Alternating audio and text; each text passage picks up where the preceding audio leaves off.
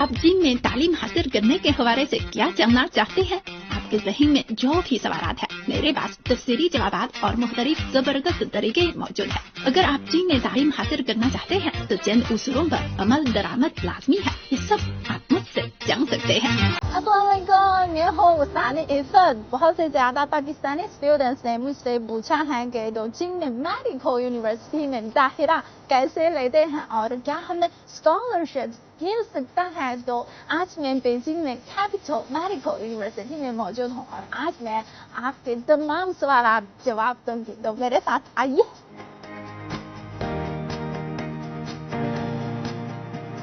इस वक्त हमारे साथ मौजूद है मोहम्मद एहतशाम। वो पाकिस्तान से हैं और तो उन्हें स्कॉलरशिप भी मिला है। तो आप ज़रा अपना तारुफ करवाएं।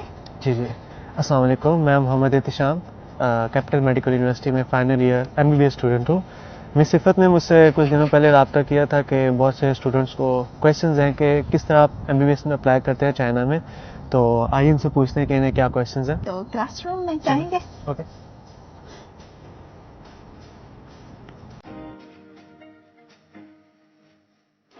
क्लास शुरू हो रही है और अभी हम आपके तमाम सवाल को जवाब देंगे। तो सबसे पहला सवाल ये है, चीन में MBBS की पढ़ाई के लिए यूनिवर्सिटी का इंतखाब कैसे करते हैं? सबसे पहले आपने गूगल पे जाना है, वहाँ पे PMDC सर्च करना है।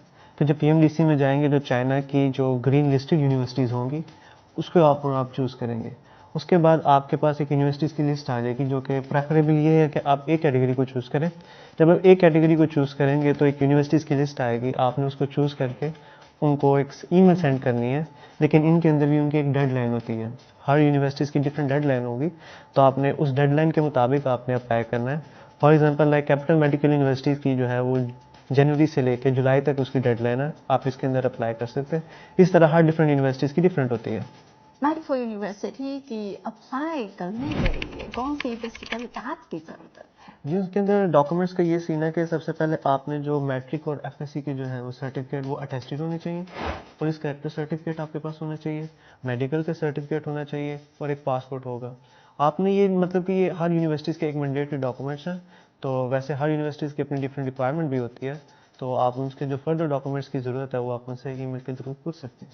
तो इन दस्तावेज़ात को कैसे अटेस्टेड करवाते हैं? सबसे पहले जो आपके मैट्रिक FSC या फिर A लेवल है या O लेवल है, उस सबको आप अपने बोर्ड वगैरह से आप वेरीफाई करवाएंगे।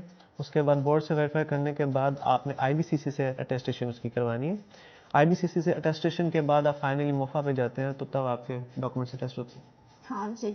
तो चीन में तालीम हासिल करने के लिए स्टूडेंट्स के लिए वीज़ा कैसे अप्लाई करते हैं? एक यूनिवर्सिटी जब आपको एक्सेप्ट कर लेती है तो वो आपको एडमिशन लेटर देती है, एक वीज़ा फॉर्म देती है जिसका नाम होता है JW201 या फिर 202। आपको ये वीज़ा फॉर्म देगी।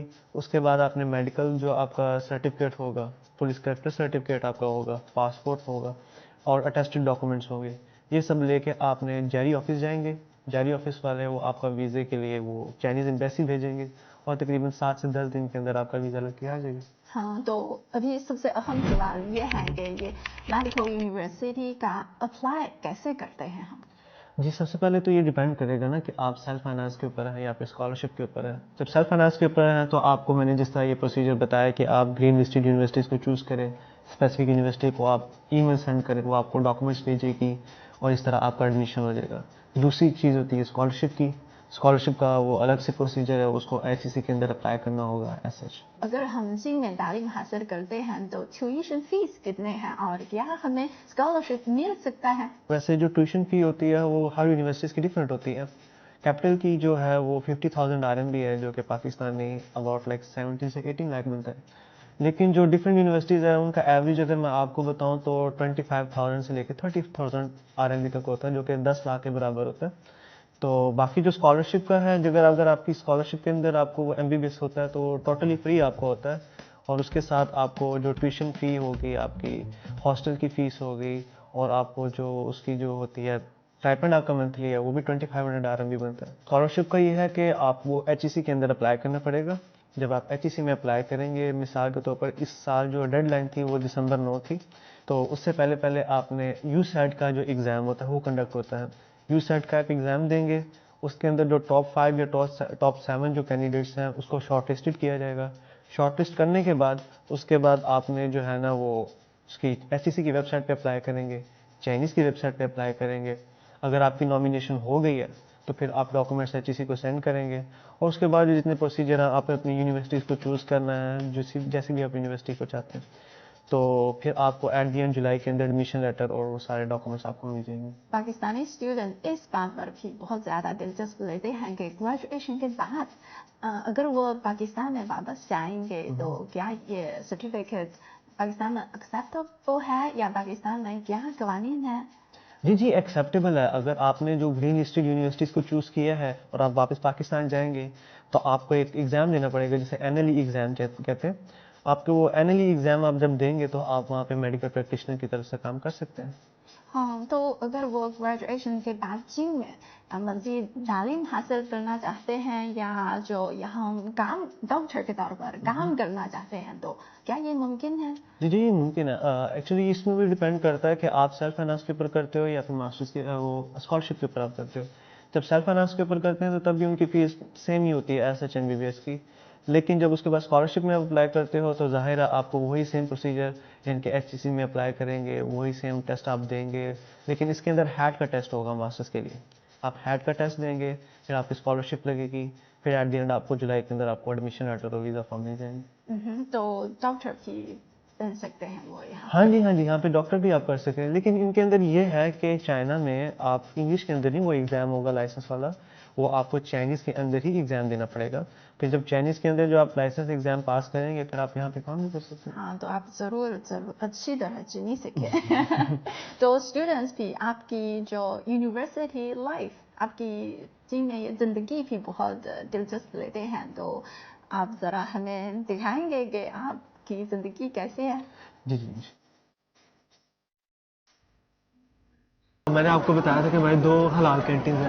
एक हमारी मेन कैंपस के अंदर है और एक हमारी यहाँ पे एक कैंटीन है। यहाँ भी मतलब कि पाकिस्तानी खाने भी हैं, मिसाल के तौर पर मुझे ये ज़्यादा पसंद है क्योंकि ये पाकिस्तानी चिकन कढ़ाई की तरह है।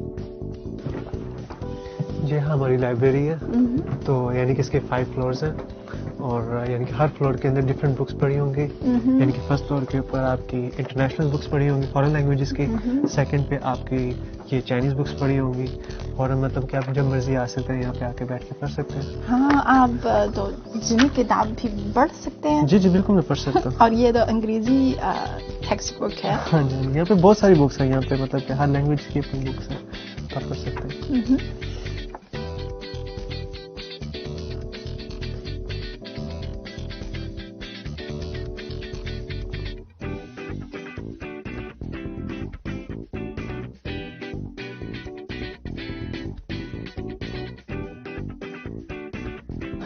इफ़त ये हमारी एक्सपेरिमेंटल लैब है। यहाँ पे अंडर ग्रेजुएट के लोग और मास्टर के लोग यहाँ पे आके एक्सपेरिमेंट करते हैं। जो अंडर ग्रेजुएट के लोग हैं मिसाल के तौर पर वो अपने हिस्टोलॉजी के, फिजियोलॉजी के, पैथोलॉजी के वो यहाँ पे आके एक्सपेरिमेंट करते हैं और जो मास्टर्स के जो लोग हैं वो अपने टॉपिक के मुताबिक यहाँ पे आके एक्सपेरिमेंट करते हैं। और दूसरा मैंने आपको बताया था कि यहाँ पे जो एडवांस टेक्नोलॉजी है चाइना में, इनके मुताबिक जो सेंट्रीफ्यूज मशीन, क्रायोस्टेट की मशीन, जेल इलेक्ट्रोफोरेसिस की मशीन यहाँ पे, ये देखिए ये सारी मतलब की मशीन्स वगैरह हैं।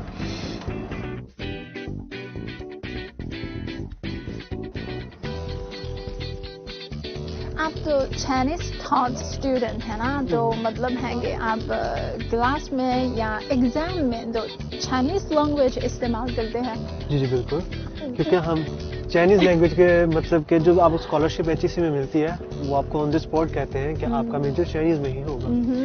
मुश्किल तो नहीं? मुश्किल ज़ाहिर होता है, लेकिन उसके अंदर सबसे पहले आपको 1 साल लैंग्वेज पढ़नी पड़ती है। जब आपको स्कॉलरशिप मिलती है तो आपको 1 साल लैंग्वेज पढ़नी पड़ती है। उसके बाद फिर आप मेडिकल स्टार्ट करते हैं फर्स्ट ईयर में। तो जाहिर है पहली बार मुश्किल तो आपके पास होता है जब आप फर्स्ट ईयर में आते हैं, लेकिन जब सेकंड ईयर आती है या फिर 1-2 सेमेस्टर आपके गुजर जाते हैं तब आपको बहुत ज़्यादा प्रैक्टिस हो जाती है उसकी, तो फिर आपको इतनी ज़्यादा हार्ड नहीं लगती, आपको ऐसे लगता है कि जैसे मैं इंग्लिश के अंदर कर रहा हूँ, तो फिर नहीं इतना हार्ड। आज हमने आपकी यूनिवर्सिटी की सैर की है, ये कैंपस बहुत खूबसूरत है। आपको कैसी लगी ये यूनिवर्सिटी? अब देखें ये स्टूडेंट्स तो बहुत पैशनेट हैं, बहुत यंग हैं, और तो आज हमने बहुत कुछ देखा है, तो इंटरनेशनल स्टूडेंट्स के लिए ये सहूलियात बहुत कन्वीनियंट है, खासतौर पर पाकिस्तानी स्टूडेंट्स को यहाँ बहुत से ज़्यादा चीज़ तो मिल सकती है मेरे ख्याल में, है ना। तो आखिरकार आप पाकिस्तानी स्टूडेंट्स के लिए क्या सजेशंस हैं? जी मैं उनके लिए ये सजेशन दूंगा कि सबसे पहले आप चाइनीज़ लैंग्वेज सीखें, क्योंकि अपार्ट फ्रॉम हॉस्पिटल, यानी कि हॉस्पिटल के अलावा भी अगर आप यहाँ पे किसी शॉप वगैरह में जाते हैं या फिर किसी बैंक वगैरह में जाते हैं तो उन्हें ऐसा इंग्लिश नहीं आती है, तो आपको चाइनीज़ ही सीखनी पड़ती है। तो पहली तो सजेशन मैं आपको यही कहूँगा कि आप लोग चाइनीज़ सीखें, तो यहाँ पे आपके लिए भी आपकी कन्वीनियंट होगा, उनके लिए भी आसानी होगी, अपने लिए भी आसानी होगी।